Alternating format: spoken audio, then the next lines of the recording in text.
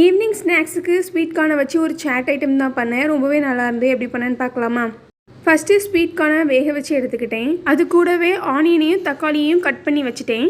இதை அப்படியே வேக வச்சுருந்த ஸ்வீட் கார்ன் கூட ஆட் பண்ணிவிட்டு கொஞ்சம் உப்பு, கொஞ்சம் வத்தல் தூள், கொஞ்சம் மிளகுத்தூள், கொஞ்சம் சாட் மசாலா எல்லாம் போட்டு நல்லா மிக்ஸ் பண்ணிவிட்டு கொஞ்சம் கொத்தமல்லியையும் கட் பண்ணி அது கூடவே ஆட் பண்ணிக்கிட்டேன். அவ்வளோதான், நம்மளோட ஸ்வீட் கார்ன் சாட் ரெடி ஆயிடுச்சு. இது கூட லெமன் கூட ஆட் பண்ணிக்கலாம். நான் லெமன் ஆட் பண்ணல. இப்படியே சூப்பராக தான் இருந்து. அப்புறம் நைட்டுக்கு எங்கள் வீட்டில் ஆப்பந்தான் நல்லா முருகலாக சுட்டிருந்தேன். அது கூடவே தொட்டுக்கிறதுக்கு வெங்காயமும் முட்டையும் சேர்த்து ஒரு கூட்டு தொக்கு மாதிரி பண்ணிக்கிட்டேன். அது கூடவே நைட்டுக்கு கருப்பட்டி காப்பியும் பண்ணிட்டேன். சுட சுட ஆப்பம், முட்டை கூட்டு, கருப்பட்டி காப்பி கூட அதெல்லாம் வச்சு நைட்டு சாப்பாடை முடிச்சாச்சு.